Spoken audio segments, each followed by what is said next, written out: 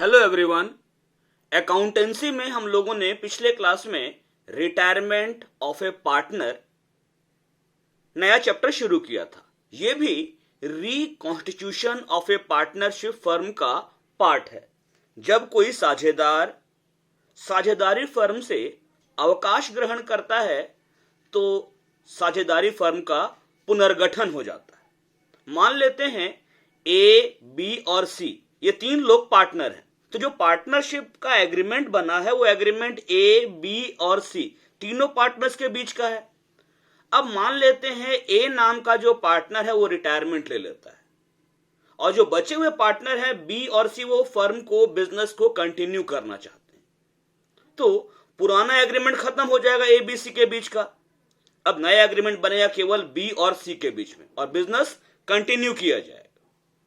ठीक है, हम लोगों ने पिछले क्लास में रिटायरमेंट टॉपिक में न्यू रेशियो कैसे कैलकुलेट करते हैं ये स्टार्ट किया था।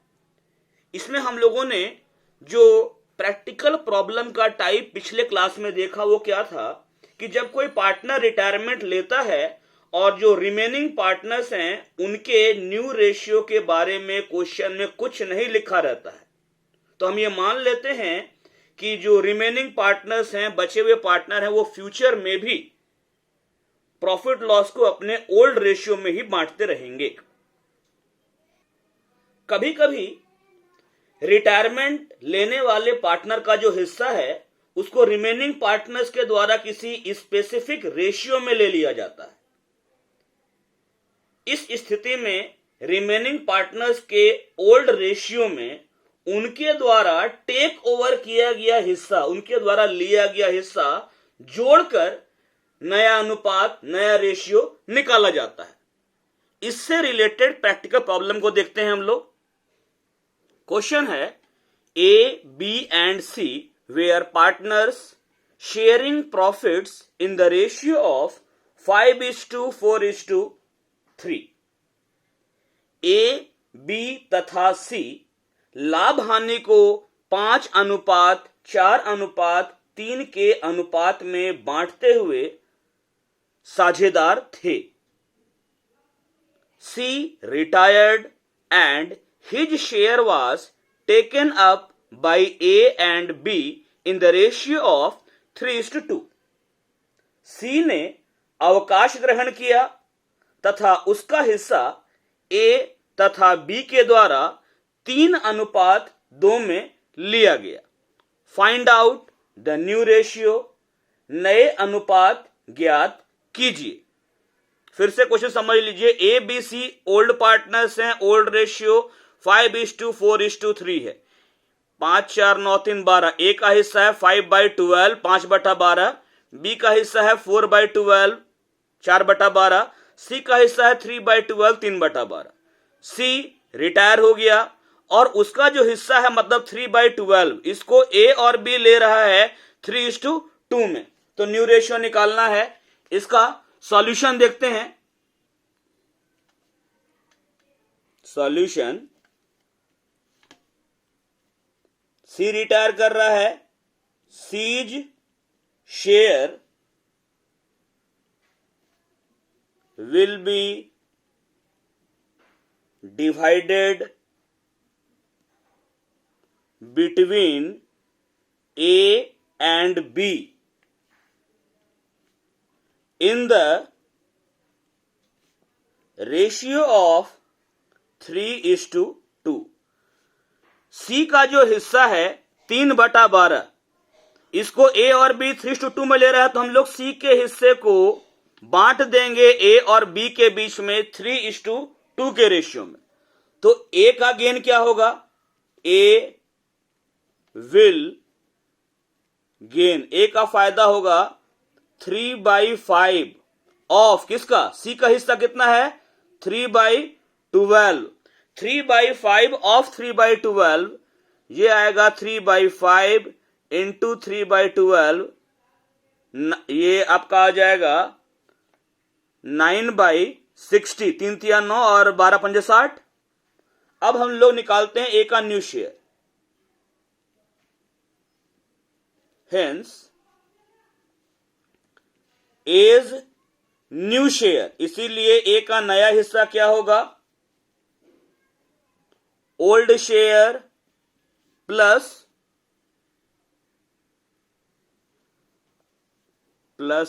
गेन, या गेन को हम क्या बोल सकते हैं, जो गेन है इसका नाम है एक्वायर्ड शेयर।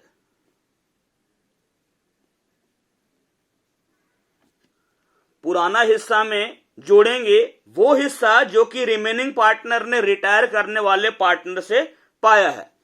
तो यहां पर ए का ओल्ड शेयर कितना है, ए का ओल्ड शेयर है 5/12 प्लस गेन कितना हुआ है ए को सी के रिटायरमेंट पर 9/60। दोनों को प्लस करेंगे, 5/12 प्लस 9/60, एलसीएम लेंगे 60 आएगा, ये हो जाएगा 34/60 ए का नया हिस्सा। अब निकालते हैं बी का गेन। ये जो सी रिटायर किया उसका हिस्सा ए और बी 3:2 में लिया, मतलब बी कितना लिया, 2/5 लिया। तो अब निकालेंगे सी का गेन। सी विल गेन, सी को मिलेगा 2/5 ऑफ किसका, जो सी का हिस्सा है उसका, सी का हिस्सा आपका 3/12 है, ये हो जाएगा 2/5 इंटू 3/12, तो ये 6/60, 2 इंटू 3 6 हो जाएगा, 5 इंटू 12 60 हो गया। इसलिए अब निकालेंगे हम लोग सीज न्यू शेयर, सी का नया हिस्सा। वही काम करेंगे, old share plus acquired share या old share plus gain.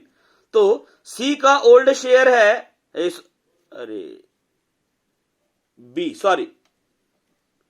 B को गेन होगा, क्योंकि सी तो रिटायर कर रहा है ना, तो बी को गेन हुआ, सी का जो हिस्सा है 3/12 उसका 2/5, बी का गेन है तो बी का न्यू शेयर निकालेंगे। बी का ओल्ड है 4/12 और बी का गेन है 6/60, प्लस करेंगे, एलसीएम लेंगे, ये आपका 12 और 60 का एलसीएम 60 हो जाएगा, ये आपका हो गया 26/60। ठीक है, देयरफॉर न्यू रेशियो A:B, ए का न्यू शेयर कितना है 34/60, 34/60, और बी का नया हिस्सा कितना है 26/60। दोनों में ही डिनोमिनेटर यानी कि हर बराबर है, तो अल्टीमेटली ए और बी जो रिमेनिंग पार्टनर्स हैं उनका न्यू रेशियो 34:26, और इसको मिनिमाइज करते हैं तो ये आपका हो जाएगा 17:13, 17:13। ठीक है, इसमें क्या था, कल और आज वाले में अंतर क्या है, कल जो प्रैक्टिकल हमने देखा उसमें जब पार्टनर रिटायर करता है तो उसके हिस्से को रिमेनिंग पार्टनर कैसे टेक ओवर कर रहे हैं, किस रेशियो में टेक ओवर कर रहे हैं, ये क्वेश्चन में नहीं लिखा हुआ था। तो हम ये मानते थे कि पार्टनर के रिटायरमेंट के बाद में जो रिमेनिंग पार्टनर्स हैं वो रिटायर्ड पार्टनर के हिस्से को ओल्ड रेशियो में टेक ओवर कर रहे हैं। लेकिन इस क्वेश्चन में क्या था कि पार्टनर रिटायरमेंट ले रहा है लेकिन उसका जो हिस्सा है उसको रिमेनिंग पार्टनर ओल्ड रेशियो में नहीं ले रहे हैं। यहां पर गौर कीजिए, ए और बी के बीच का ओल्ड रेशियो 5:4 है, सी रिटायर कर रहा है। ठीक है, तो यहां पर सी के रिटायरमेंट पर ए और बी ने सी के हिस्से को ओल्ड रेशियो 5:4 में नहीं लिया, कौन से रेशियो में लिया, 3:2 के रेशियो में। इसी कारण से यहां पर हम लोगों को न्यू रेशियो कैलकुलेट करना पड़ता। अगर ये नहीं लिखा रहता कि सी के रिटायरमेंट पर ए और बी ने उसका हिस्सा किस तरीके से लिया, तो न्यू रेशियो भी हमारा 5:4 होता और ए और बी का गेन भी 5:4 होता। तो आज हम लोगों ने देखा calculation of new profit sharing ratio when remaining partners acquire और purchase the share of retiring partner in a specific ratio. यहां पर हम ये भी कह सकते हैं, आंसर तो इसका आ गया है, new share. New share equal to क्या होता है, ओल्ड शेयर यानी पुराना हिस्सा plus acquired share. Acquired share कहिए या इसको गेनिंग शेयर कहिए। मतलब ओल्ड शेयर में एक्वायर्ड शेयर या गेनिंग शेयर को प्लस करेंगे तो न्यू शेयर निकल जाएगा। अगला टाइप अगले क्लास में देखेंगे। Thank you.